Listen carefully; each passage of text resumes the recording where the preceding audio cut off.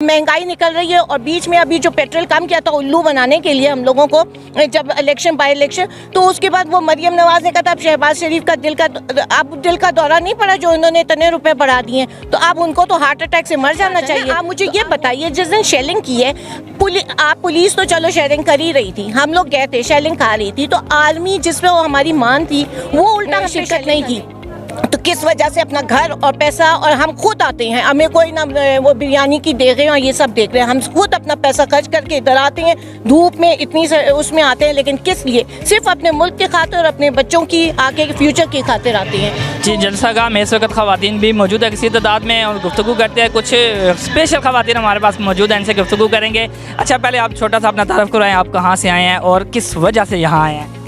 हम जहाँ से आए हैं ना, उसका नाम लेते हुए थोड़ा घबरा रहे हैं, क्योंकि वो जगह है जहाँ से फिर न्यूट्रल्स भी निकलते हैं, तो वो उनका ताल्लुक उधर से है। दूसरी बात, हम इसलिए निकले हैं कि आप देखिए कि एक इमरान खान पहले सारे अलग अलग एक दूसरों की गर्दनें और पेट और ये फाड़ रहे थे, कोई रोडों पे घसीट रहा था। अब आप ये देखिए, सारे चोर एक तरफ और इमरान एक तरफ। किसी की सेइंग है कि अगर हक और बातिल में देखना है तो बातिल वो होगा जो अमेरिका के साथ होगा, तो वो एक ये भी है। दूसरी बात ये है कि फ्रीडम ऑफ स्पीच में अगर स्पीच अब दे दी हम जैसे लोगों ने तो फ्रीडम ख़त्म हो जाता है, तो यहाँ ये आलम है।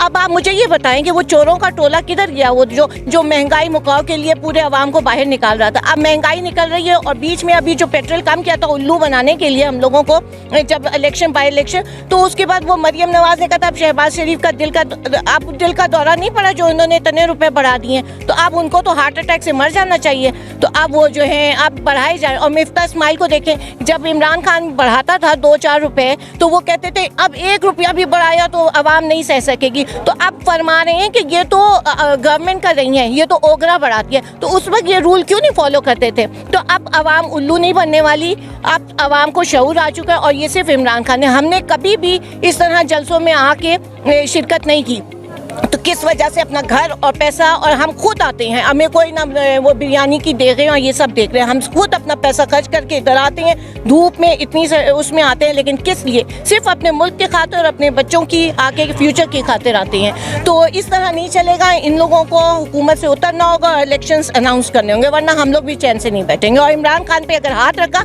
तो पहले हम लोगों को पकड़े, फिर उसके बाद हम उसके सामने सीसा पिली दीवार बन जाएंगे। अगर इलेक्शन अनाउंस होते हैं और उसके बाद अगर जैसा कि इलेक्शन में कुछ भी हो सकता है और अगर पीटीआई हार जाती है तो फिर आप क्या करेंगे?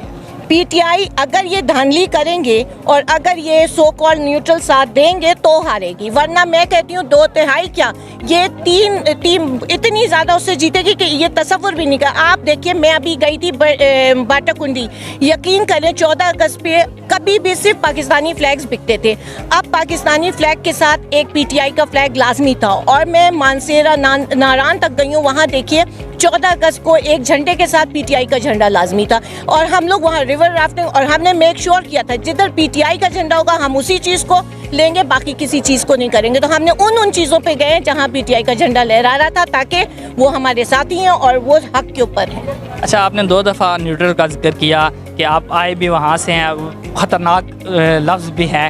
दूसरा ये कहना चाह रहा हूँ कि आपने ये भी कहा कि अगर न्यूट्रल ने मुदाखलत ना की तो इमरान खान जीत जाएगा, तो ऐसा तो ये भी कहा जा रहा था कि न्यूट्रल की मुदाखलत की वजह से इमरान खान भी आए थे, तो उस हवाले से क्या कहते? न्यूट्रल्स देखिए, न्यूट्रल्स ने वो नहीं था उस वक्त भी, आप यकीन करें हम जहाँ से आए हैं, मैं इलेक्शन के दिन वहाँ उस वक्त हम इतना नहीं निकलते थे, लेकिन आप सोचिए गिनी चुनी 4 लोगों के बाद एक आदमी होता था जो नवाज शरीफ का था, तो उस वक्त भी मतलब न्यूट्रल उस वक्त न्यूट्रल थी, यानी कि सबकी हेल्प कर रही थी। लेकिन अब क्या हो गया ऑटोमेटिकली कि उसके अच्छे 4। एक छोटा सा इंटरप्ट करूँगा, एक छोटा सा सवाल करता हूँ कि उस वक्त न्यूट्रल थी, लेकिन आप न्यूट्रल नहीं है, तो क्या जो पीटीआई के साथ होगा वो ठीक होगा, जो पीटीआई के साथ नहीं होगा? गलत बात है ना। आप मुझे ये बताइए, जिस दिन शेलिंग की है पुलिस तो चलो शेयरिंग कर ही रही थी, हम लोग गए थे शेलिंग खा रही थी, तो आर्मी जिसमें वो हमारी मान थी वो उल्टा हम पे शेलिंग कर रही थी। तो आप ये कभी तसव्वुर कर सकते हैं कि आर्मी तो हम लोगों के साथ चलती है, अब वो आमने सामने हो गई है, तो ये तो गलत है। और शेलिंग ऐसी वैसी अपने आवाम पे कर रही है। आर्मी की तरफ से कब शेलिंग की गया है?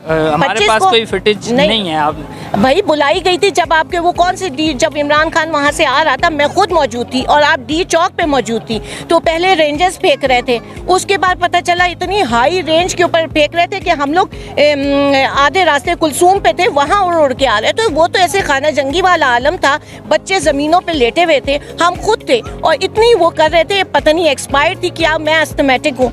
इतना बुरा हाल हुआ था कि पानी मुंह जल रहे थे, लेकिन उसके बावजूद हम खान साहब का इंतज़ार करते रहे। अगर खान साहब उस वक्त ना मना करते तो ज़रूर कुछ ना कुछ हो जाना था। उन्होंने भी अक्लमंदी की, क्योंकि लोग जज्बात बिल्कुल ये आलम था कि लोग भागते थे, शेल्स आते थे, लोग ऐसे भागते थे, फिर जब थोड़ा स्मूथ होता तो वापस आते थे। तो ये कोई मुल्क के ये होता है, ये हमारे अवाम फ्रीडम ये है।